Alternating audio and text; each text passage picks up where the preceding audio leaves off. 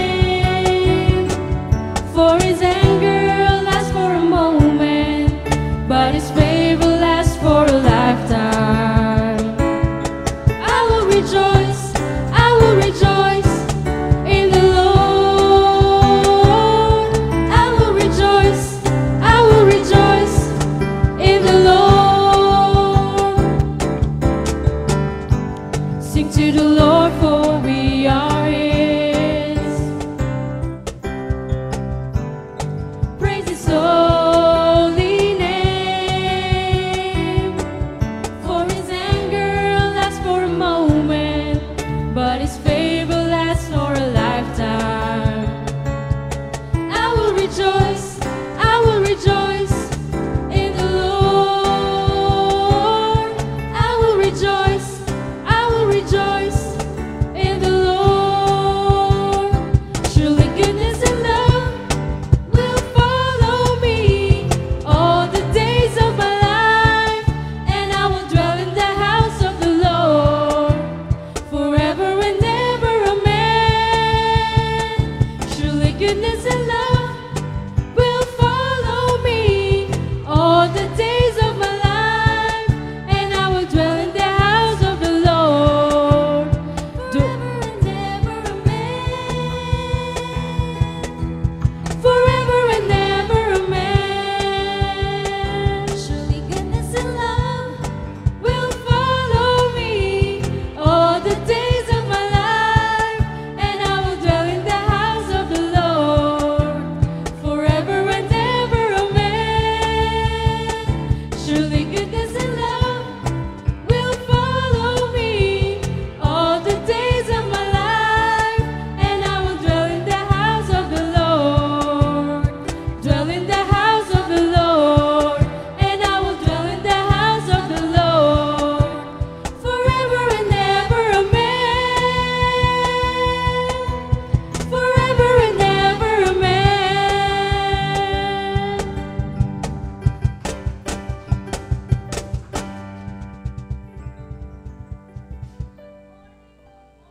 Jesus.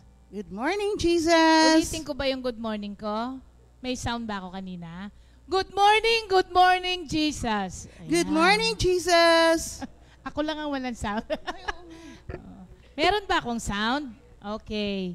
Thank you, Lord. Good morning, mga kapatid. Napaka mainit agad na umaga. Mainit. Oo. Thank you, Lord. Pero thank you, Lord, pa rin. Magandang araw po ito na ibinigay sa atin ng Diyos. Sige po, tayo po'y mananalangin muna at hihilingin ko kay Sister Sally na i-open tayo sa prayer. Hallelujah. Salamat po, Panginoon. Hallelujah. O aming Diyos, napakabuti mo po sa amin. Maraming salamat po sa isang magandang umaga, masarap na pagtulog, at malamig na panahon po. Maraming salamat po. At sa oras pong ito, Ama, kami po ay lumalapit sa inyo at dumudulog na linisin niyo po kaming lahat, Panginoon, sa anumang mga karumihan. At maraming salamat po sapagkat alam namin ang inyong kahabagan ay tunay na lagi mong ipinararating sa amin. Sa umaga pong ito, manguna po kayo sa amin. At lahat po ng mga nakakapakinig ngayong oras na ito ay pagpalain niyo, Panginoon, at extend niyo po ang mga pagpapalang ito sa kanilang mga pamilya. At salamat, Panginoon, muli kami ay ibibless mo na naman sa aming pag-aaral at sa mga awitan. Alam ko pong lahat po kami ay sasamba sa inyo, Panginoon. Muli, salamat po sa mga pribilehiyo, sa mga pagpapala na ipinagkakaloob mo sa amin, sa aming mga leaders, Panginoon. Maraming salamat po kay Pastor Alex and Sister Ria na ginagamit niyo at pinagkakalooban ng karunungan palagi upang kami po ay malid nila lagi patungo sa inyo. Again, Father, we bring back all the glory and honor due to your name. In Jesus' name we pray. Amen. Amen. Thank you, Lord. Okay. Ang ating pong verse, ang ating VOTD, ay makikita po natin sa Daniel chapter 3, verses 16 to 18. Ang nakalagay po dito, basahin ko ha. Shadrach, Meshach, and Abednego answered and said to the king, O Nebuchadnezzar, we have no need to answer you in this matter. If that is the case, our God, whom we serve, is able to deliver us from the burning fiery furnace, and he will deliver us from your hand, O king. But if not, let it be known to you, O king, that we do not serve your gods, nor will we worship the gold image which you have set up. Yung pinaka-latest na ating lindol na na-experience, parang ilang araw na no, nang naglilindol sa ibang lugar. Pero ang pinaka malakas at medyo naging disaster sa Philippines ay yung Batangas? Taal. Yung Taal Volcano. Yun po yung medyo pinaka-latest na. Pagka ako ang na-experience ko talaga na malakas, yung Pinatubo. Kasi ramdam yun hanggang dito sa Manila eh. Yung sa may Taal, hindi masyado eh. Pero yung Pinatubo, sa layo nun, Sambales natatandaan ko, 86? Ha? 91? Layo ko 1991, nagbabasketball sila dito. Yung mga disciples pa noon. Tapos, ang room pa namin noon, dito sa room ni Sister Tata, na may bintana facing the basketball court. Hapon, nagbabasketball sila. Ako nakahiga. Bigla na lang gumanon, tapos gumanyan. Tapos, lahat sila umistop ng basketball kasi talagang ang lakas po ng lindol nun. So, yung mga ganong earthquake, lalo na yung aftermath, pag nakita mo, ibang klase yung nagagawa. Yung mga simpleng pagyanig na ganon ng lupa, pag yung pala po ay nagtagal, mas okay ba po pala yung malakas, pero sandali lang, kesa dun sa dahan-dahan pero matagal. Yun pala yung nakakakos ng mga pagguho ng mga bagay-bagay. So kapag ka ang foundation natin ay nag-shift, everything above that foundation will fall. Malalaglag, whether you are ready or not. Sa buhay po natin, marami tayong mga ganyan. Iba-ibang intensity lang. Kung ini-scale nyo yung inyong mga sitwasyon ngayon, anong intensity ba ang inyong uncertainties at saka yung scary feeling na ano ba ang mangyayari, yung foundation natin. Dahil yung mga earthquake sa buhay, inevitable po yan. Kahit na sino ka pa, kahit nasaan ka pa, talagang yung mga calamities and disasters, mga problema, yung mga sitwasyon na mga hindi magaganda na dinadanas, natural po yun. Pero ang maganda rito, kagaya nitong tatlo na to, kasi pwedeng ano ba ang earthquake mo sa panahon ngayon? Financial problems? Meron ka bang pinagkakatiwalaan na binetray ka? Meron ka bang biglaang sakit na parang sinasabi sa iyo wala nang lunas? Meron ka bang asawa na sumakabilang bahay? Na matagal na panahon na ayaw tumigil? Meron ka bang kapamilya ngayon na malayo sa iyo na positive sa COVID? Yung mga ganyan pong mga problema na nararanasan natin everyday. So, iba-ibang intensity, pero just the same, nararamdaman natin lahat yung uncertain ka. Ano ba yung mangyayari, di ba? Ano ba yung susunod? Pero like any other disappointment sa buhay, binigyan tayo ng solusyon ng salita ng Diyos kung ano ang gagawin natin. Sa 1 Peter 5:7, ang sabi doon, cast them unto the Lord. So, lahat ng mga dumarating na ganyan sa buhay natin, you have to give it to the Lord. Give them to the Lord. Otherwise, hindi mo kakayanin, mga kapatid. Kasi, kaya nga sabi niya, ibigay mo sa akin. Dahil alam niya, kung sa ganang atin lamang, hindi natin talaga kakayanin. So, you have to cast them to the Lord and then decide for yourself, what will you do next? Paano kung hindi magbago ang sitwasyon mo? Anong gagawin mo? Paano kung lumala ang sitwasyon? Anong gagawin mo? Yan, i-decide mo yan, mga kapatid eh. So, yung faith dito ng tatlong ito, Shadrach, Meshach, and Abednego, gusto ko ng ganitong faith, mga kapatid. Kasi, hindi mapasuko na pananampalataya. Ang totoo nito, alam niyo ba na napakaganda ng kalagayan ng tatlong to? Oo, nasa captivity sila sa Babylon. Pero, tumaas ang posisyon nila kahit di sila taga doon, mga kapatid. Kasi nag-train sila, pinag-aralan nila yung language ng Babylon, tapos tumaas ang posisyon nila. Sinunod nga nila lahat, pinalitan nga mga pangalan nila Sinunod nila yung hari. Pero pagdating dito, na sinabi na gumawa kasi ng ng image si Nebuchadnezzar, at ang sabi, kailangan lahat sumamba ron. Ang hindi sumamba doon, itatapon doon sa fiery furnace, yung apoy, matinding apoy na even yung mga guards ay nasunog. Ganon kalakas yun. Pero, ibang usapan na pagdating sa pananampalataya. Sa kanila, sinunod nila yung ibang bagay, pero pagdating na sa Panginoon, sabi nila, ibang usapan na po ito. Gusto ko ng ganong faith, mga kapatid. Yung faith na unmoved by the threat of uncertainties of this life, yun ang maganda. Ngayon, pag may dumating na ganon sa buhay natin, tanungin mo yung sarili mo, anong klaseng faith kaya meron ako?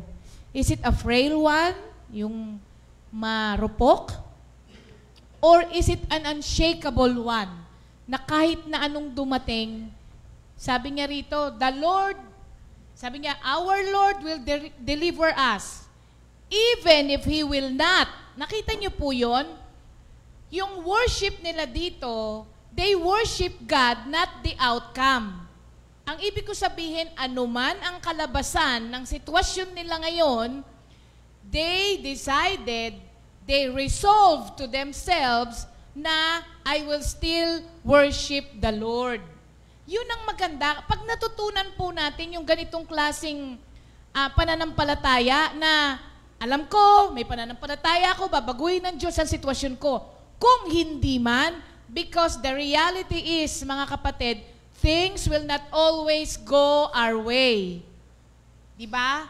The way we want it, the way we planned it, hindi po lahat ng pagkakataon mangyayari ang gusto nating mangyari. Kahit na ipag-pray pa natin kay Lord na, Lord, baguhin mo to, tanggalin mo to, pagalingin mo to, buhayin mo to. Not all the time things will go your way. There will come a time na kabaligtaran ang mangyayari sa pinapanalangin mo. Pero ang pananampalataya dito nung tatlo, napakaganda. Kung magbago man, thank you Lord. Kung hindi man magbago ang sitwasyon ko, thank you Lord pa rin. So worship God, not the outcome. Ang sabi po dito sa Hebrews 6:19, I want some of that faith. Sabi ko, yun yung gusto kong nila. This hope we have as an anchor of the soul, both sure and steadfast, ang sabi rito, and which enters the presence behind the veil. So itong Hebrews 6:19 na to, nire-reassure tayo that although people will change, things will change, even we, even us, can change, mga kapatid, but the Lord that we serve will not ever change. So, ang buhay, maraming uncertainties, pero sa Diyos, walang uncertainties. So, sabi niya rito, our God is able to deliver us. Believe, mga kapatid, na anuman ang sitwasyon ngayon, God is able. And even if He will not deliver us from our present situation, still praise the Lord. Thank you, Lord. Tari, gusto ko lang din, yung word, basahin ko lang po, binigay po rin ni Lord kanina, confirmation po sa word ni Taria. Sa Romans 5:5, sabi dito, and this hope we will not lead to disappointment, for we know how dearly God loves us, because He has given us the Holy Spirit to fill our hearts with His love. So, amen, di ba? It will not disappoint, yung hope na to will not lead us to disappointment. Amen. Thank you, Lord. Okay. Yun pong, today is your birthday, Sister Beth. Marasigan ng Nasugbu. Kalo, Nasugbu. Okay, Sister Beth, happy birthday sa iyo, kapatid. Happy birthday. Okay. Yun lang ang birthday natin ngayon? Aba. Okay, susunod, Sister Sal. na request. Okay. Ay, yung kanina nga po pala, request po yun ni Sister Jamie at saka ni Brother Jeff Borja. O, this time po, yung pong katangi-tangi. Ito po ay request na naman ni Ate Mayet Magwar. O, yan. Ito po, katangi-tangi.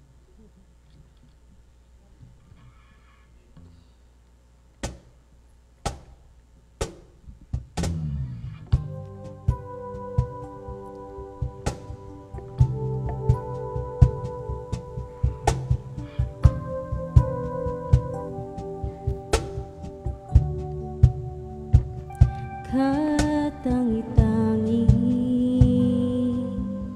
ang pangalan mo, Panginoong Jesus.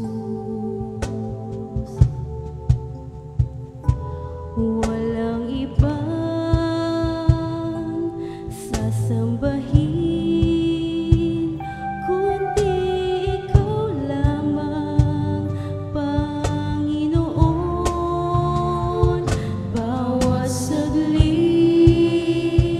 ng buhay ko, bawat pintig ng puso ko, sasambitin ng labi ko'y ikaw, Jesus.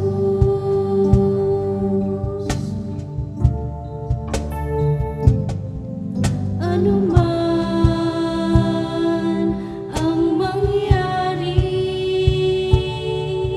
sa buhay ko, pangalan mo, Jesus, ang tatawagin ko. Bawat saglit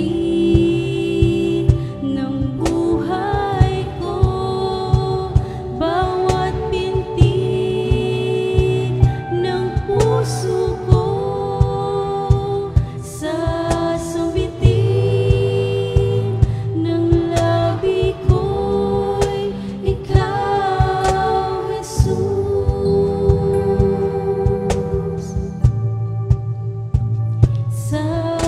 Sasambitin ng labi ko'y ikaw, Jesus.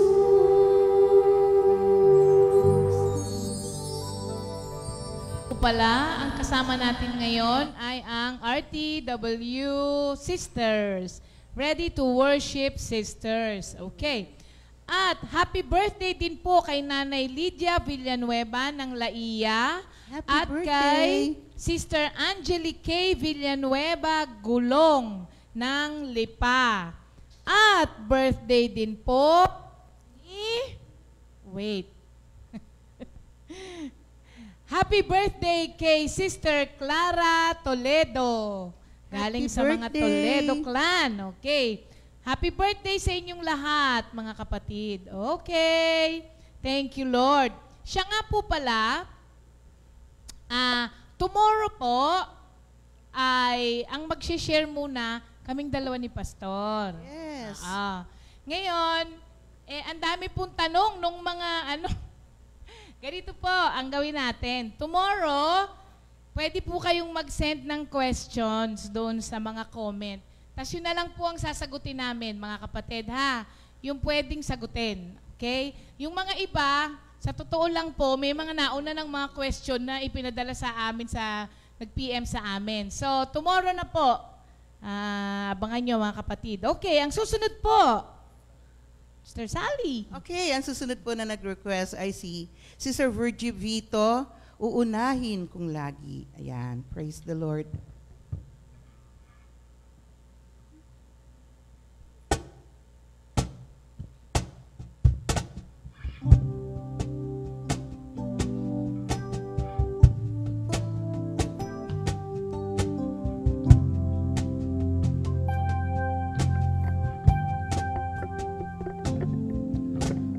Unahin kong lagi ang Panginoon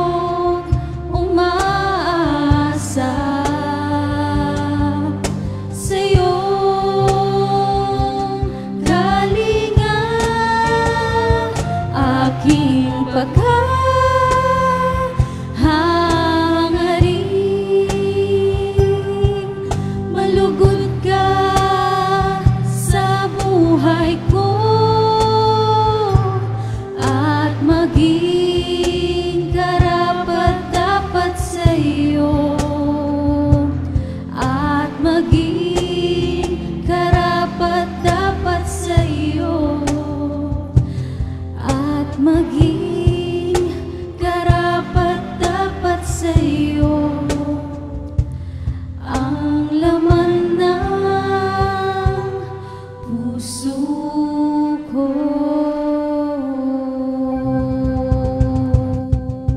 Ayan. Sabi ni Brother Jess, swabing-swabe ang dating. Ha? Mukhang hindi makakatulog si Brother Jess ngayon. At sabi ni Sister Virgie Vito, thank you Lord sa RTW Sisters sa malaanghel na boses. Oh, praise the Lord. Oh, thank you Lord ha. Sir Virgie, may request ka no? Ayan. Gusto ko muna pong batiin si Brother Briggs Bares. Good morning, Brother Briggs. Saan kaya si morning, Brother Brother Briggs ngayon? Briggs. Siya po ay seaman. Basta nasa barko siya ngayon. Asawa Good ni Sister morning. Josephette, Sister Yes. Magandang umaga sa iyo, Brother Briggs. At syempre kay Sister Trining na nasa Comfy, Illinois. Magandang umaga po sa inyo, mga kapatid. At good morning din kay Dek. Ayan, Dek, good morning.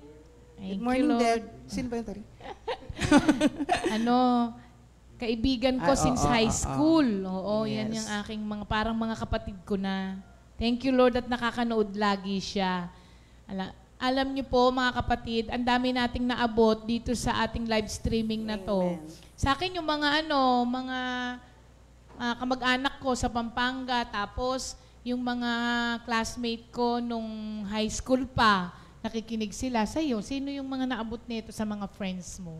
Sila, ano din, mga sila Tita Sel po, na nakikinig po sila lagi ngayon. Tsaka di ba Ayan. yung God's people? Oo, yung God's people nga pala. Salamat po sa patuloy niyong pakikinig at panonood ng aming God. Good morning, Jesus. Ayan. Thank you, Lord. At ang susunod na Ayan. request naman. Ang susunod naman pong request ay We Magnify Your Name from Brother Gio Pugay at si Sister Maria Cristina Santos Garcia. Ayan, Garcia.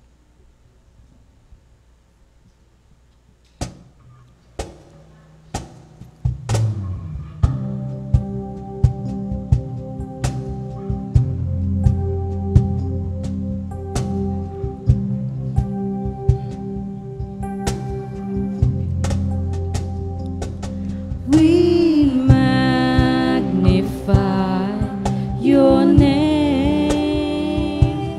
We glorify your name. We exalt your name forever. Amen.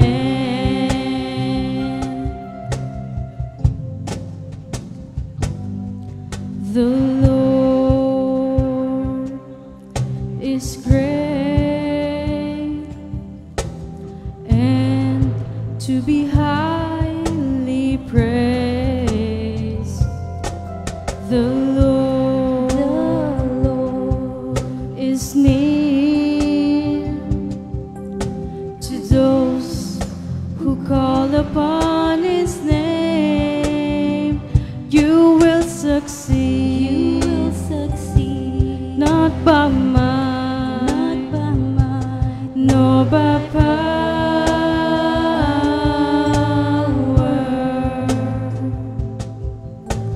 but by my Spirit, says the Lord.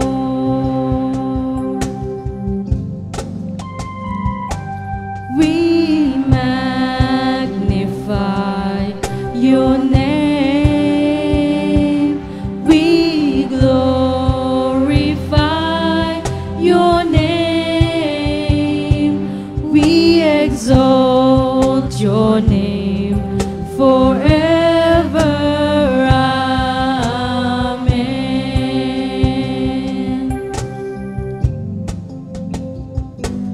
We magnify your name.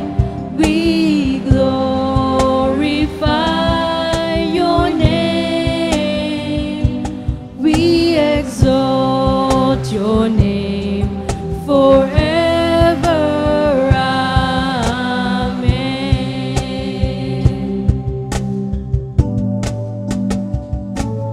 We magnify magnify your name. We glorify your name. We exalt your name forever. Amen.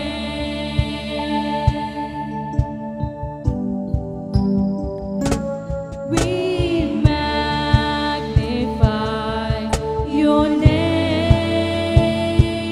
We glorify your name. We exalt your name forever. Amen.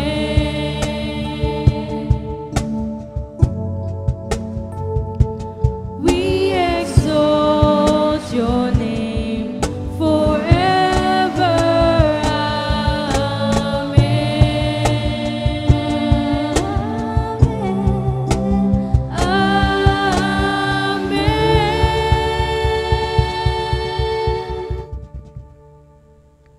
Thank you, RTW. Sabi ni Sister Josie Nacional, RTW, sweet ladies with sweet voices. Oh, praise the Lord. Ha? Ibang klase yung mga comments sa inyo, ha?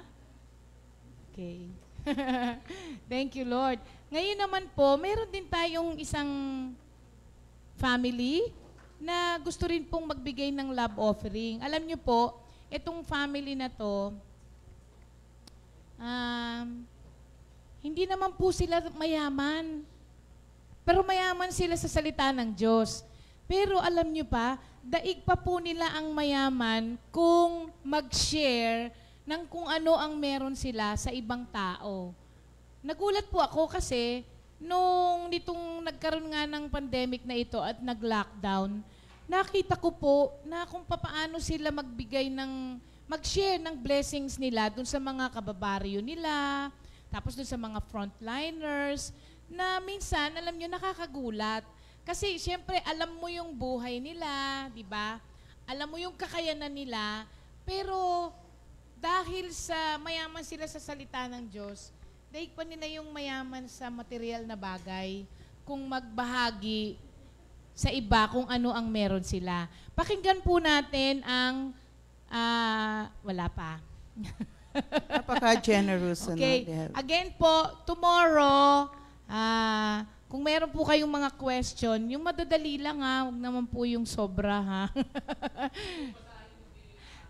Bukas na yon kasi si Pastor Alex, di ba kahapon po, may mga naitanong siya na bakit daw noong bago po siya, bibihira daw po ang nakikipag-usap sa kanya. Tapos, nung nasa bahay na kami, sabi ko, baka nga takot sila. Kasi nung mga panahon na yon, malaki pa rin po naman siya. Although hindi na siya yung 220 pounds, malaki pa rin siya nung time na yon. Tapos, ako inabot ko ang buhok niya hanggang dito na lang eh. Hindi ko na inabot yung hanggang dito eh. Dito na lang. Pero malaki pa din siya. Tsaka, nung mga panahon na yon, syempre bago pa lang po siya kay Lord, sabi nga niya noon, parang nagagalit siya lagi. Kasi, basta mainitin pa ulo niya noon, sabi ko, baka yun kaya hindi ka kinakausap kasi natatakot. Di ba may nagtanong siya? So kahapon, meron pong nagpadala ng pagkahaba-haba na message talaga, na nakasama talaga ni Pastor Alex nung bago lang siya. Bukas ko na yung babasahin kasi bukas pa eh. Andyan na. Okay. Ngayon, pakinggan na po natin ang love offering nung Barrera family galing sa ating outreach sa Pangasinan.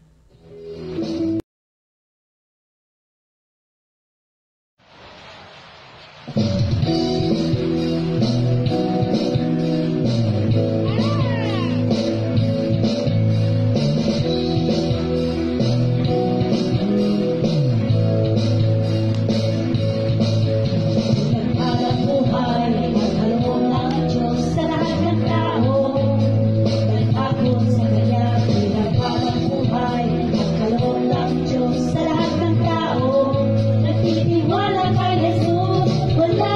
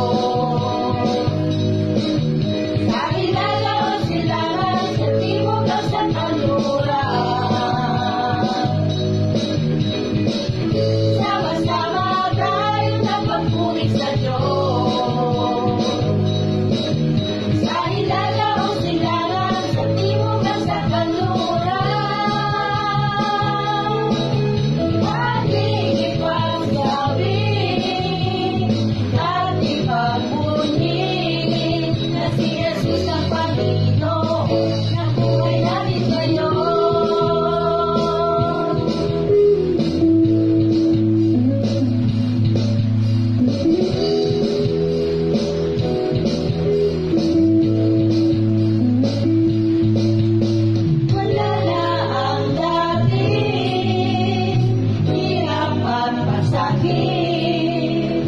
Ngayon ay buhay na ganap at kasiya-siya. Sama-sama tayo nagpapuri sa Diyos. Sa hilaga o silangan, sa timog at sa kanluran. Sama-sama tayo nagpapuri sa Diyos.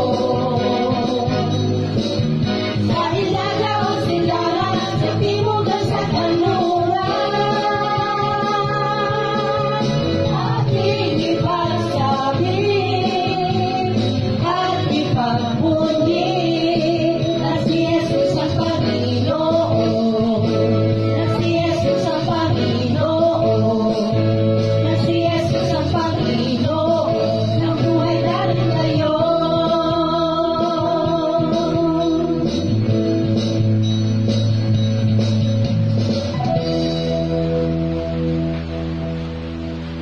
Good morning, Jesus. Good morning, Jesus. Good morning. Good morning.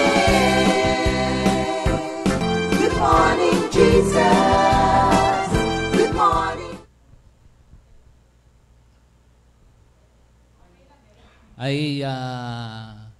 Good morning sa lahat sa Comfy family, no, ha? Meron pa lang may birthday din si Noli De Castro na anak ni Sister Guring na nasa Dubai. Happy birthday, may kapangalan ka na halos lahat ng sa Pilipinas ay kakilala, no, ha? So happy birthday, Brother Noli De Castro na anak ni Sister Guring, ano, ha? Yesterday, meron lang akong itatama yung line of thought ko nung aking, siyempre, nire-review yung fruit of the Holy Spirit is humility. Ha? Kasi naputol pala ako dun sa aking line of thought. Hindi pride, ha? Hindi pride, humility. At dito rin nga sa Bible, ang manifestation ng isang may kababaang loob, kasi fruit ng Holy Spirit. Meron lang akong basahin mabilis. Dito sa Philippians 2, verse 3, okay, to 4. Ayan. Let nothing be done through selfish ambition or conceit, but in lowliness of mind, let each esteem others better than himself. Let each of you look out not only for his own interest, but also for the interest of others. Ayan, ano, ha? Isang napakahalagang salita ng Diyos kung paano nating ipamumuhay ang kababaang loob, ano, ha? Hindi lamang ang ating sariling kapakanan ang ating iintindihin, bagkus yung mga interest din ng mga ibang tao. At kung meron man tayong mga gagawin o ginagawa, ang ating pinaka-motivating factor ay ginagawa natin ito, hindi yung parang mataas ang pananaw sa kanyang mga ginagawa, ano, ha? Yung i-esteem natin ang there is lagi na merong mas sa atin, kasi yun na nga yung pag wala ka kay Lord, minsan lagi kang tama, parang sa tingin mo mas maalam ka, marunong ka, no, ha? Yan yung kahapon. At nagmumuni-muni din ako. Bago tayo, meron tayo nga pala ngayon si Pastor Fred at Sister Nilda, yung kanilang calling, kamanggagawa, fellow elders. Pakinggan yung maigi katulad din kahapon. Sa lahat, sa aming mga manggagawa, of course, meron tayong lesson learned, yung spiritual eye natin,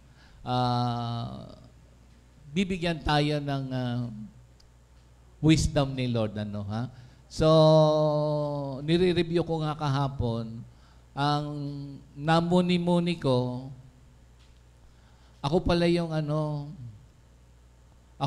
ayaw makipagkaibigan.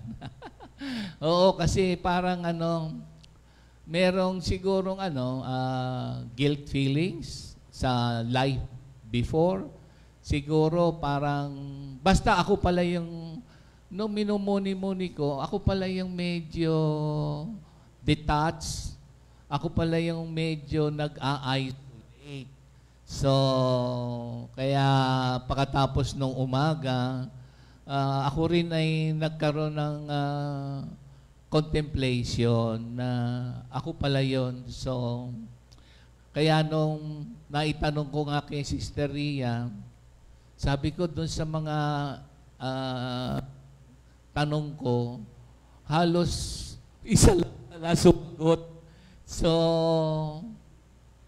buti naman merong isa. Kasi ang totoo nga pala, ako pala yung ayaw makipagkaibigan. Ha? Pero mamaya konti, pakinggan nyo yung kay Pastor Fred. Meron siyang, kasi nire-review ko rin naman yung padala niya. Kaya nasabi ko sa inyo ngayon kasi yung sharing niya nangusap sa akin. Alam ko yung mga sharing natin ay mangungusap sa ating lahat. So, ito na muna tayo. Ito na yung ating fellow pastor, fellow worker, elders sa ating Comfy family. At tingnan na natin mga kapatid. Ha? Glory to God, glory to God. Jesus. Purihin ng Panginoon. Purihin ng Panginoon. Kami po ay naatasang mag-share ngayon sa umagang ito para sa kung paano kami tinawag ng Panginoon at ano yung aming mga life verse. Actually, sa amin po mag-asawa ni Pastor Fred, ako po ang nauna. That was 1983. November 11, 1983, nung magbukas po ang prayer meeting sa opisina. Actually, hindi po ako agad kasama. Ito pong aking, nung sa opisina noon ay, during that time, I was the administrative manager at lahat po ng function ng opisina ay dadaan sa akin. So, lumapit po sa akin ang isang supervisor namin, ang sabing ganon, boss, o pwede ba kaming mag-prayer meeting? Sabi ko, ano ba yung prayer meeting na yan? Sandali lang po ito, 1 oras lang po. O sige, sabi kong gano'n, gagamit kayo ng aircon after office hour. Pero see to it na yung mga papasok na tao ay kilala nyo at babantay ako. Actually, magbabantay lang ako. So, nung nagbabantay po ako, during that time, minarinig po akong isang salita at saka yung kanilang pagpipray, iba. Bakit gano'n? Ang prayer nila hindi katulad ng Our Father, Hail Mary, Glory be. Iba po yung dating agad. Doon sa opening prayer pa lang, medyo iba na. Lalo na nung nag-awitan sila. Mahilig akong umawit. So, nagandahan po ako. Pero yung word po na narinig kong una, ang sabing ganon, what you do to the least of your brethren, you do it unto me. At saka yung John 3:16, sabing ganon nung nagpipreach, do you know the heart of the Bible? So, doon pa lang naintriga na ako dahil galing ka sa St. Mary. So yung doon pa lang sa Heart of the Bible, nung sabihin John 3:16, nung i-recite, ay sabi ko, alam ko yun ba't hindi ko alam? Nung sabihin nila yun, memorize ko yan sa St. Mary's, ba't hindi ko alam? So pagkatapos yung what you do to the least of your brethren, you do it unto me sa Matthew 25 verse 40. Parang yun po ay malaking bagsak sa puso ko dahil bilang isang administrative manager, napakahigpit ko po. Kung magsalita po ako, hindi ako nagmumura pero parang mas mahigit pa sa mura kung ako'y mag-comment sa mga empleyado. So, yun po ang naging plan hanggang sumunod, boss po pwede pa namin ituloy. So, nagtuloy po yun, 1983. Pero ang sakit ko lang po ganito. Habang po ay tumatagal, nag-desire po ako na sana kasama ko si Pastor Fred. Kasi parang nababago na, sabi nga ganon, bawat attend natin ng prayer meeting, ay magkakaroon ng pagbabago o para kang ino-opera sa puso. Merong mga masasamang espiritong nawawala. So, at saka narinig ko na rin na kinakailangan sa quiet time natin, magkakaroon ng quiet time, humingi ka ng word, panghahawakan mo. Actually, yung word na pinanghawakan ko, yung nagdasal ako talaga, yung word na ibinigay sa akin ay John 15:7. If you remain in me and my words remain in you, you can ask for anything and it shall be given to you. So, pinanghawakan ko po yun dahil yung desire kong makasama si Pastor Fred, kinakailangan mag-remain ka kasi nagkakaroon na ako ng persecution at marami kasi kapag giging salbahin mo, sasabihin, ikaw yan pa. Kami gano'n niya. Sino yan? Kumbaga, hipokrita, kala mo, praise the Lord, pero wag ka, ang salbahin naman. So parang gusto ko na umalis, pero yung pong word na yon na kinakailangan ma-answer prayer ako sa pagbabago namin ni Pastor Fred, kinakailangan kong mag-remain. At yun po ang pinanghawakan. So minsan, ayoko na talaga umattend, nang hihina na ako. Ang sabi gano'n sa akin ng isang kapatiran natin, sabi gano'n niya, akala ko ba nag-pray ka na? Oo nga, pinag-pray ko naman eh. Kaya lang kasi siya pa ang nagiging na humahakot ng mga lalaki, ng empleyado namin na lalaki. Ayaw umattend ng prayer meeting. Sabi ng kapatid natin, kung nag-pray ka, maniwala ka at may word ka naman. So, doon po talaga ang pinanghawakan ko yung word. Pero meron akong deal kay Lord. Alam niyo, ang maganda pala dyan, doon sa word na yon, ibabalik mo sa Panginoon kasi sabi nga niya sa Jeremiah 1:12, He sees to it that His word will be fulfilled in yung promise niya. So, ibabalik mo kay Lord yung promise sa Kanya at kinakailangan manood ka na lang.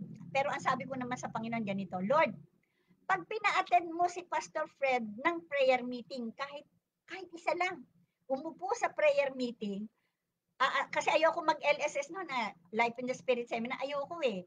1983 ako nagsimula, mag-LSS ng April 20, 1985, na-invite ako, ayoko, hanggat hindi, deal ko yan kay Lord. Pag umattend si Pastor Fred, attend ako ng prayer meet, ng LSS. And true enough, natupad po yung aking prayer, at ang product po ng aking prayer ay si Pastor Fred. Siya po ay nakasama ko sa LSS. Actually, inihatid niya lang ako. Umattend siya ng prayer meeting March. Na-invite ko siya ng 3rd year anniversary ng Comfy sa Lampara, September 1984. Ang first attend niya is March 1985. At inagpahatid ako sa LSS ng April 20, 1985. And sabi ganun ni Lord, hindi lang basta ihahatid ka, a-attend rin yan kasi hindi makukumpleto ang prayer mo kung si Pastor Fred ay hindi rin mababaptize. Kaya nagpapasalamat ako sa Panginoon. Itutuloy po ni Pastor Fred ang sharing. Actually, nagkamali nga kami ng recording. Baka may mga nakapanood na ng sharing niya, mga kapatid. Pero andito po kung paano po nangyari at isusunod niya po yung sharing. Thank you, Lord. Hindi nagkakamali si Lord. Nagkakamali yung inyong video. Okay, anyway, aking pagpapatuloy yung sharing system nila. Inaan na yung first attend ko sa sa anniversary. Nadinig na naman yung siguro yan. At namamahalan ako talaga 50 pesos na isang But anyway, nung lumipat na kami sa Makati, that was March 1985. Magpi-prayer meeting dahil medyo masama ang pakiramdam ko eh. Sabi ng minister, what will you profit if you gain the whole world but lost your soul? instead. Kasi po ako talagang gusto ko talagang yumaman,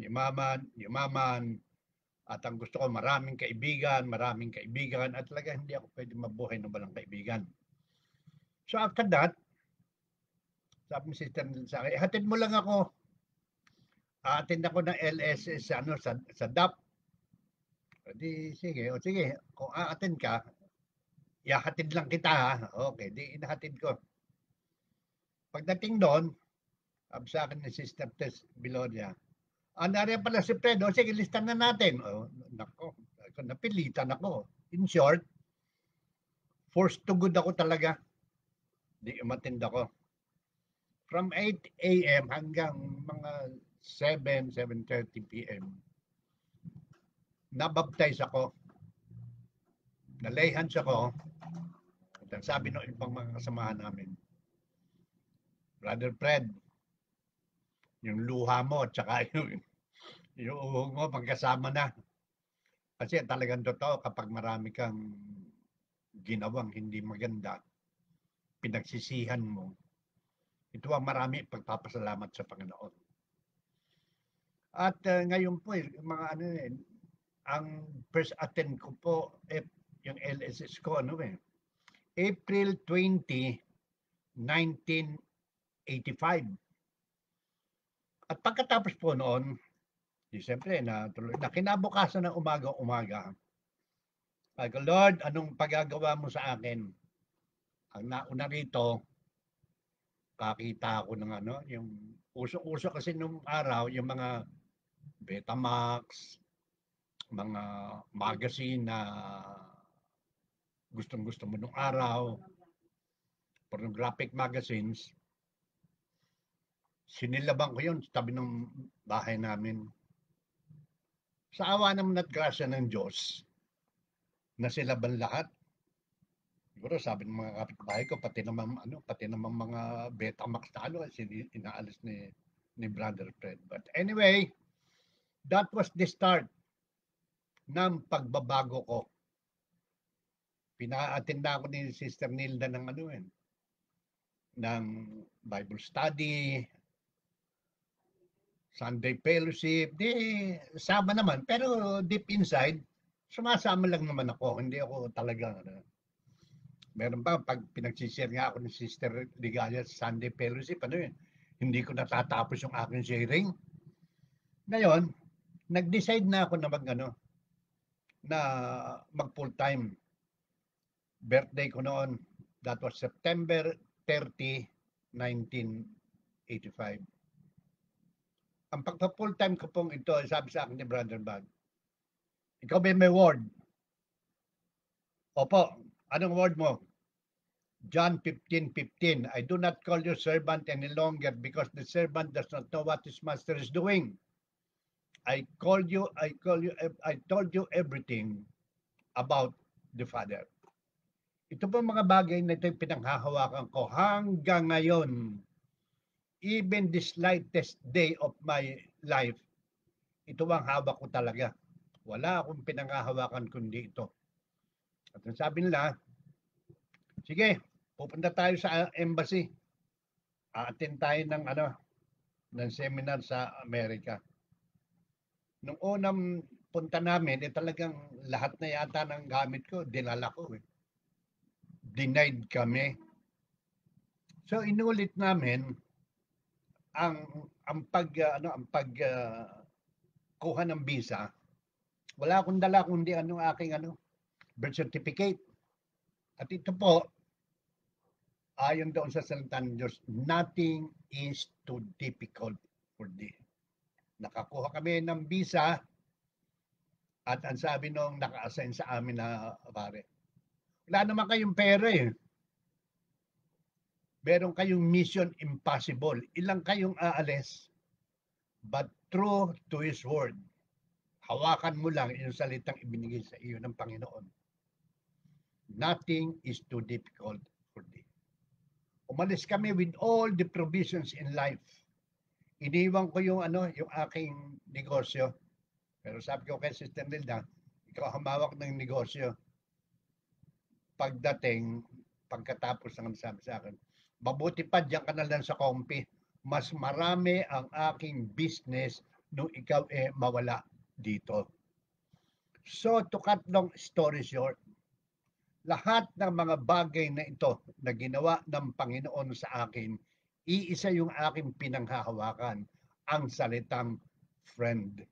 Ang mga una kong kasama, noong unang umaattend ako, si Brother Jerry Mataba, Angeles, kasama ko po yan. Kaya sabi sa akin yung brother, sabi sa akin Brother Jerry, yung sigarilyo mo. Hindi, yung pag-iinom, medyo nawawala-wala na ng konti. Sabi sa akin yung sigarilyo mo. Biglang iba ang naging lasa, pumait. Papunta kami sa Bible study sa Hong Kong and Shanghai Bank. At doon, minsan umattend ako, natulog ako. Hindi ako nakita ng mga kasamahan ko na umattend ng Bible study na iba na akong mag-isa. Buti nakita ako ng guard. Pag sabi na akong guard, nako, nakaalis na po yung lahat ng inyong mga kasamahan.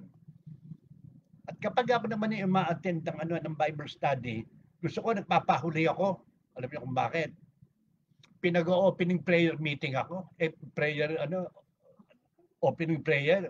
Minsan nag-open prayer ako, sabi sa akin, Lord, hindi ko na nasundan yun. Tapos sabi sa akin ng nagtuturo, sister, sabi sa akin, Amen! Ang prayer meeting namin, ang Bible study, isa lang word, Lord! Tapos nagsigaw, Amen! Di ba? Ginawa ko naman, nagpalit naman. Nagpaaga ko. Mamaya-maya, sabi sa akin ng doktor, sabi sa akin, Brother Fred, closing prayer. Naku, hindi rin ako marunong. Mamaya-maya, sabi sa akin, Lord, sabi sa akin, Amen! Naku, di okay na. Nasasanay na ako ng konti. Ngayon, ang lahat ng itong nangyari sa buhay ko ay napakalaking pagbabago. Yung pong mga dati, wala ako kay Lord Sabas. Iniis ko na po 7-0, 6-1, 6 sa akin, 1 araw kay Lord, 5 araw sa akin, 2 kay Lord, 4 na araw, 3 kay Lord, hanggang sa dumating. 7-0 na. 7 na si Lord, 0 na yung para sa buhay ko. Kung tutuusin po hanggang ngayon, God has provided for everything. Hindi po nagkulang si Lord sa akin. Physically, materially, and most of all, yung aking spiritual life hanggang ngayon nababago. Ngayon, kaya nga sabi sa akin ni Pastor Alex nung minsan, sabi sa akin, Brother Fred, mag-o-ordain tayo ng pastor. Hindi naman ako, wala akong, mamaya sabi sa akin, isa ka doon, naku po. I'm not worthy to receive you, but just say the word, and I shall be healed. Hanggang ngayon po, ito yung inyong kapatid, nagbibigay puri at nagpapasalamat sa Panginoon sa lahat ng ginagawa sa aking buhay. Kaya ang natanggap pa rin word noong pagkatapos namin ng seminar doon sa Goshen, Indiana. Philippians 1:6, for he who just began the good works in you, he will finish it. Hanggang ngayon, sa buhay ko, marami pa akong kaibigan at ang mga kaibigan ko yan, walang iba kundi kayo. Amen. Masaya akong naglilingkod sa ating Panginoon. Masaya akong naglilingkod sa Diyos. Lumalakas, Sumisigla sa lahat ng panahon. Masaya akong kaming naglilingkod sa Diyos. Thank you, Lord. God bless everybody.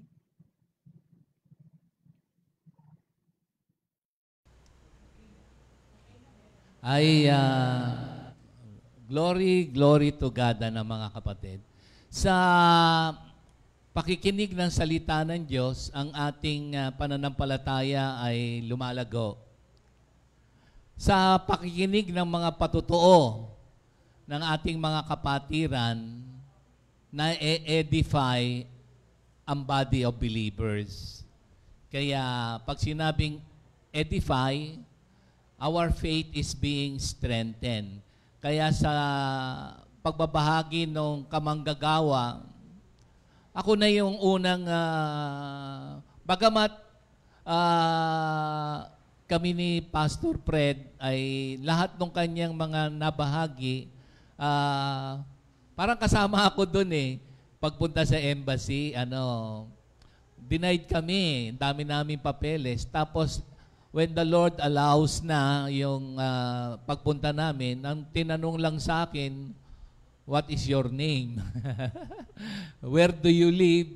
Nahirapan ako dun sa tanong na saan ako pinanganak, Ang sagot ko doon ay sa ospital. Kaya binigyan kagad ako ng visa. At yung binabanggit naman niyang milagro na pagpunta namin sa Goshen, 5 kami doon. Si Pastor Mer, si Pastor Rudy, kami ni Pastor Fred, tsaka si Sister Offie.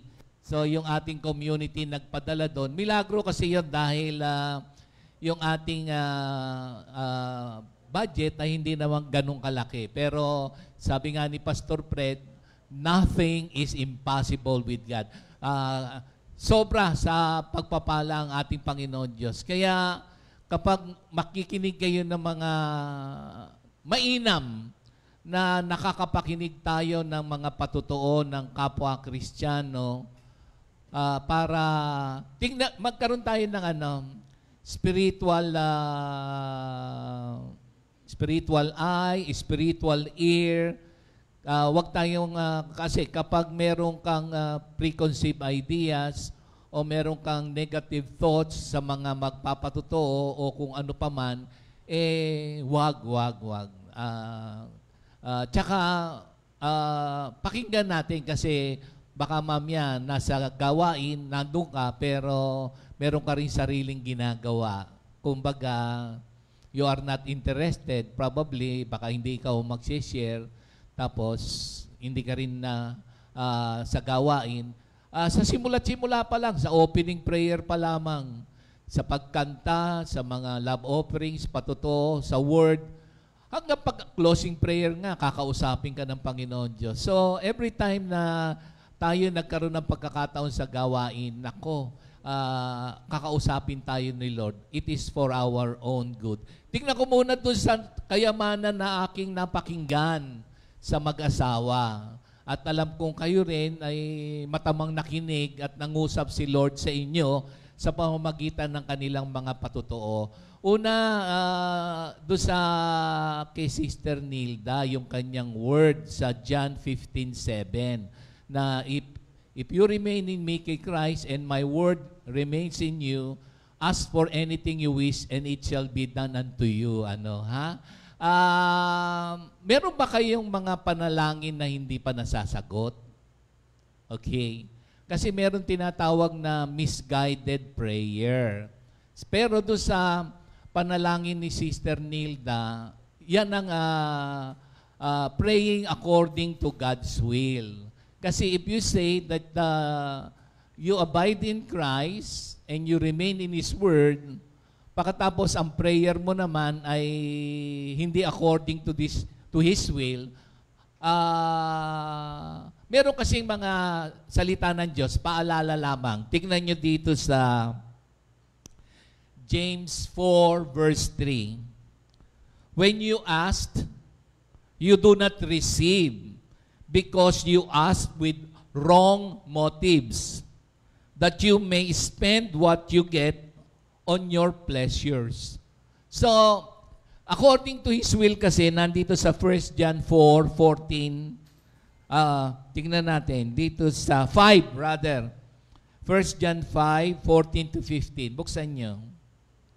This is the confidence we have in approaching God sa prayer. That if we ask anything anything. According to His will, He hears us. And if we know that He hears us, whatever we ask, we know that we have what we ask of Him. So, meron kasing panalangin na misguided. Pagka yan ay selfish, at alam ni Lord kasi yung future eh. Siya ang nakakaalam what is best for us. Makikita niyo yung prayer ni Sister Nilda. Ang prayer niya, siguro lahat ng mga mag-aasawa, ang kanyang prayer is in accordance with the will of God kasi ang gusto niya, yung brother husband niya, mapunta kay Lord. Oh. So, kung meron pa kayong mga mahal sa buhay na wala pa kay Lord, yan ay praying according to the will of God. Pag-pray nyo na yung kanya-kanyang asawa natin. Of course, alam naman natin, bibigyan tayo ng salita na, halimbawa, sa Psalms 19, verse 7, na the law of the Lord is perfect, reviving the soul. So, ang salita ng Diyos ay ganap, walang kulang. Yan lamang ang may kapangyarihan na baguhin ng mga tao. Pwedeng maraming mga secular means and ways para tuwing New Year, sasabihin mo, New Year's resolution, so on and so forth. Pero ang makakabago lamang sa ating lahat, isipin ninyo, sabi nga ni Pastor Fred, Philippians 1:6, hindi pa naman tapos si Lord sa atin. Pero yung Word of God na perfect, kasi Diyos siya eh. Ang salita niya ay magaganap. Naalala nyo, may kanta tayo sa Isaiah 55, yung tulad ng ulan at hamog. Ano yung susunod? Pagdampi sa lupa, ito ay magiging. Para nag-aaral kami kay Sister Ginaina, kailangan daw diaphragm. Magiging. Kaya tuloy, Mia.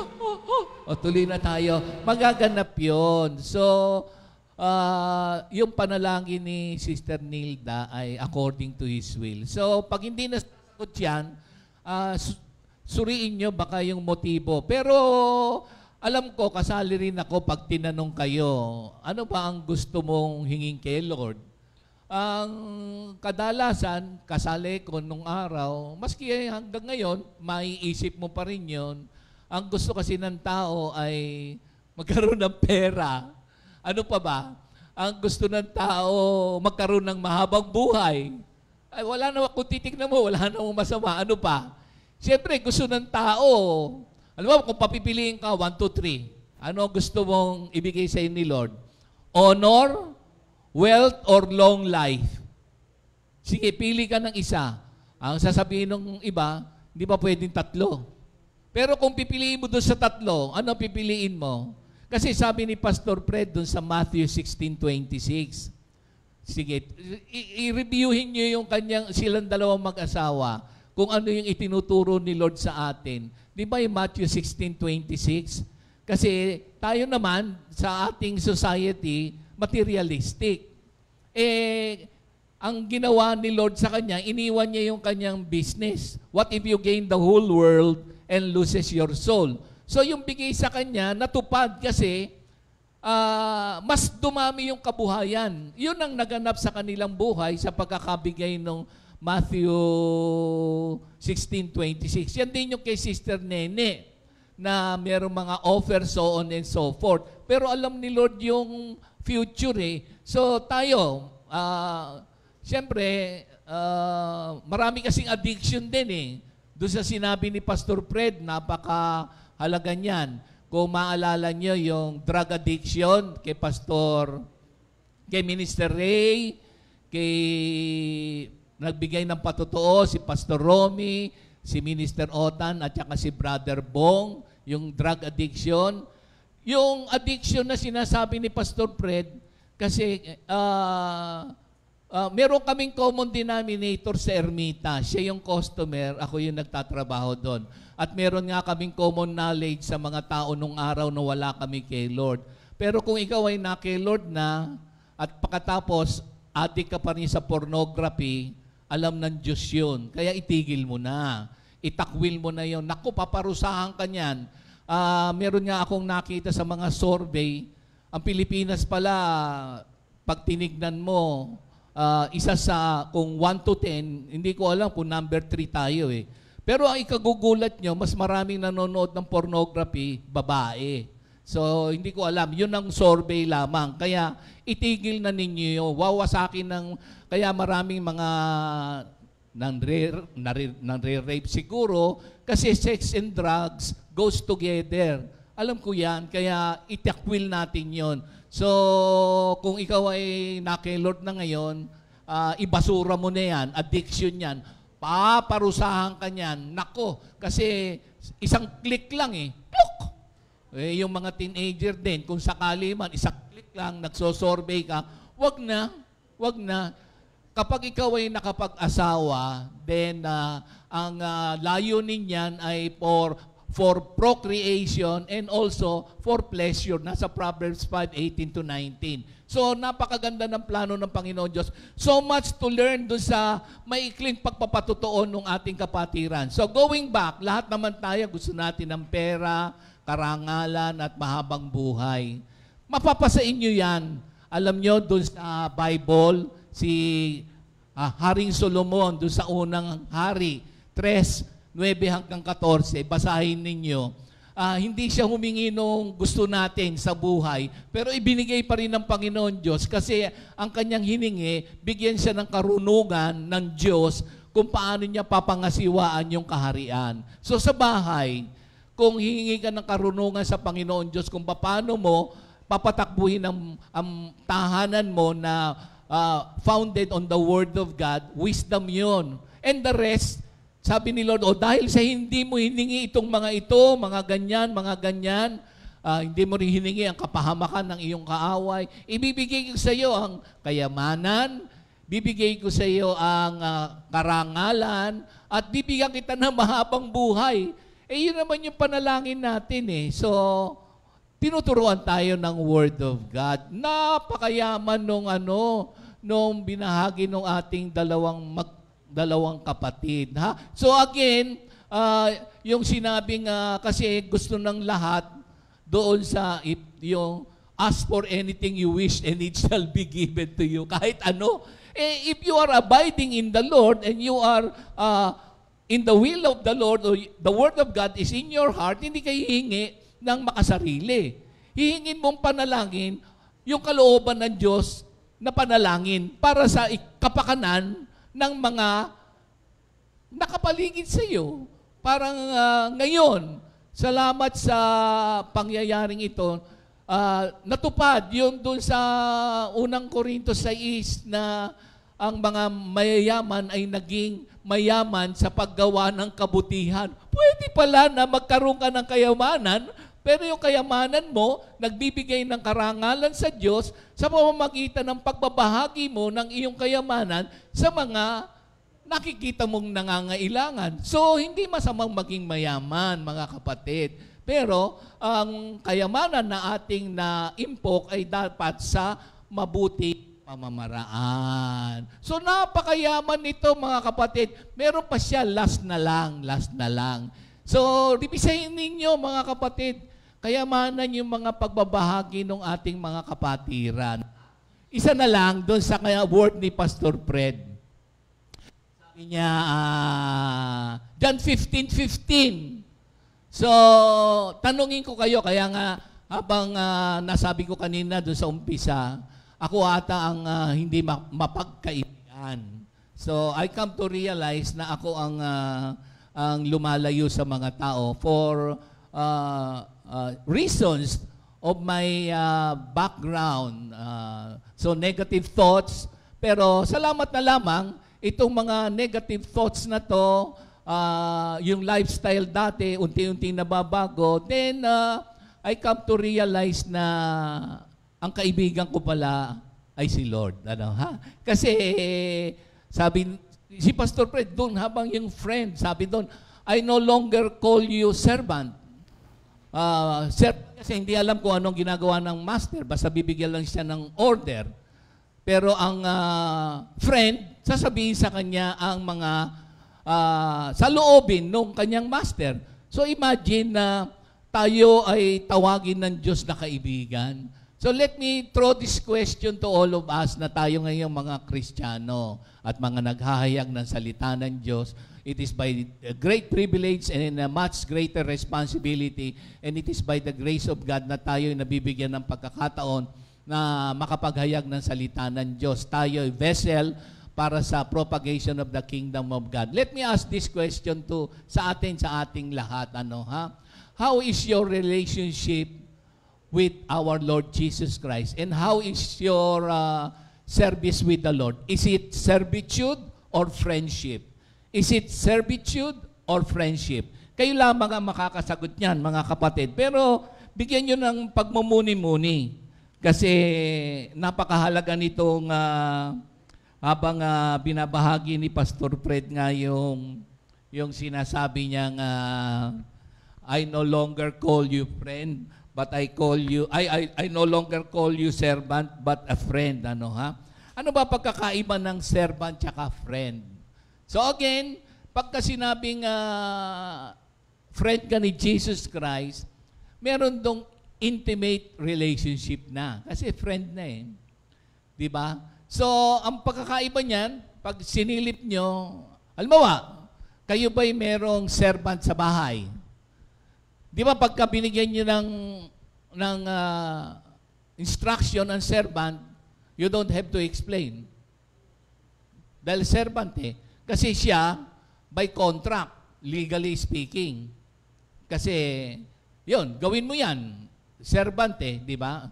Ngayon, kung wala naman kayong katulong, pero alam ko nakakita na kayo ng may katulong. Hindi mo na ipapaliwanag yung sarili mo dun sa servant mo. Pero, sa isang banda, tayong lahat servants ni Lord.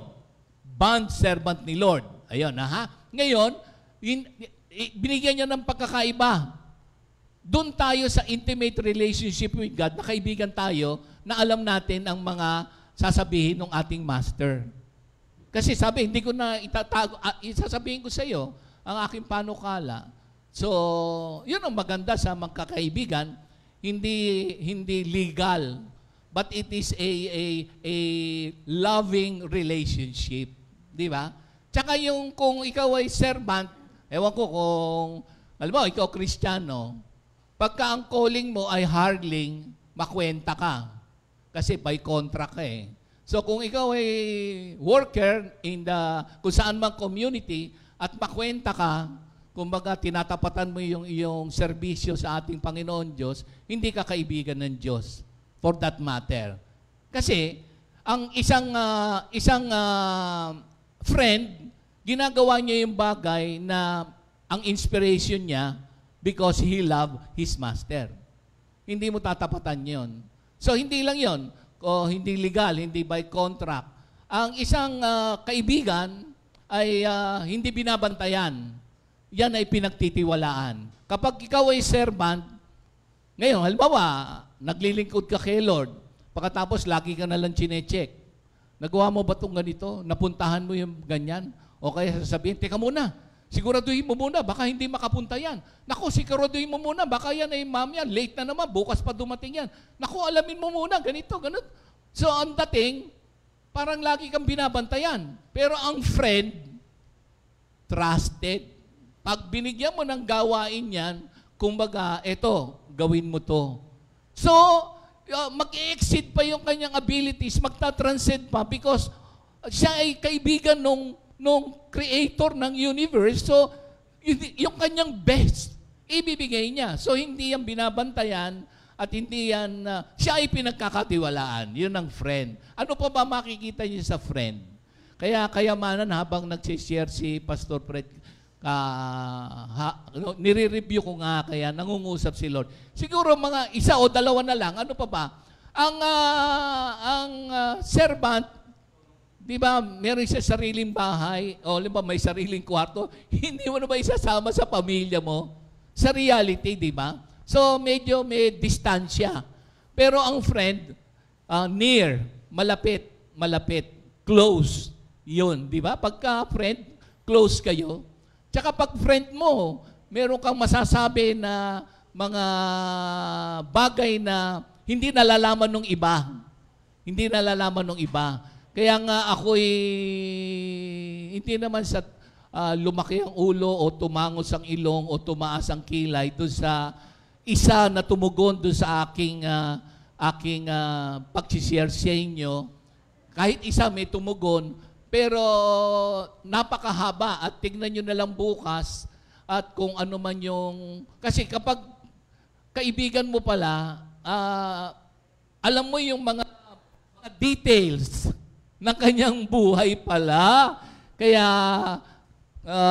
kung ikaw ay mayroong kaibigan, magpakilala ka rin kaibigan. Wag yung... Siyempre, in real life, merong mga reservation tayo for whatever situation na nangyari, kaya medyo nadala or something, kaya ayaw na makipagkaibigan, o meron ng wall, so on and so forth, reservation. Pero if you treat somebody as a friend, kakaiba pala yun. Kakaiba yun, yung pagkakasabi ni Jesus Christ na, I no longer treat you as a servant, but I treat you as a friend. Grabe pala to. So, isa na lang. Alam kong kayo rin ay nagkaroon ng kaibigan. Ako rin naman, nung nandun ako sa world, meron din ako naging kaibigan. Ang pangalan niya ay Eddie De Los Santos. Buhay ka pa ba, Eddie De Los Santos? Sa Ermita, no? Ha? Alam niyo kung bakit?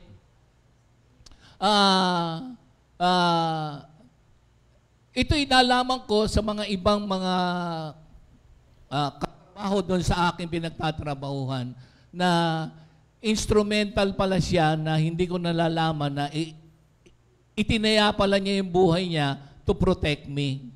Ayun, ano, ha? So, yun. Ano to? Ilonggo. So, yun. Kaya yung kaibigan, malalaman mo yan sa bingit ng danger. Kung talagang, ito nga, di ba si Jesus Christ nga, yung kanyang buhay, binigay niya. So, example yon. Pero meron din palang mga tao na lalantad yung kanyang sarili para sa kapakanan yung kanyang kaibigan. Isa na lang, kaya nga sabi ko sa inyo, kapag by God's grace, kapag nakikinig tayo ng mga patotoo, kakausapin tayo ni Lord. Yun na lang kapag ikaw ay kaibigan, hindi niyo used. You are used. Hindi used. But ang kaibigan mo, gagamitin niya yung kanyang mga kapakinabangan mo. Kasi kapag servant, maaaring matreat mo lang siya as a merchandise for your own gain or benefit. So if you treat a fellow Christian for your own benefit and gain, wrong yon. Ikaw dapat ang magbibigay na ma-use ka ng kaibigan mo. Hindi naman to be exploited. Hindi yun ang ibig kong sabihin. So, servant is used, but a friend makes himself available, willing siya to be of help doon sa kanyang kapwa-tao. And finally, ang servant ay coerced, forced, samantalang ang friend ay free to render his service. So, yun mga kapatid, ang mga pagpapala doon sa mga patutuo ng ating mga kapatid. In Jesus' name we pray. Amen. Let us pray. Hallelujah, hallelujah. Lord, maraming salamat po na kami tinawag po ninyong kaibigan. At maraming salamat din po na ang aming mga panalangin ay nasa sa iyong kalooban. By your grace, Lord, kaming lahat sa Comfy Family, we pray na itong pangyayaring ito ay matapos na ang pandemic. At kaming lahat na Pilipino, salamat sa mga ginamit at gagamitin pa para sa pag-unlad ng kabuhayan namin at para makita na kayo po ang in control sa lupa at kami nangangailangan sa inyo at maraming mga tao ngayon, hindi lamang sa Pilipinas, na we acknowledge that you are the sovereign God who sustains the earth. All honor and glory is yours. In Jesus' name we pray. Amen. God bless us all. 2 Timothy 2:2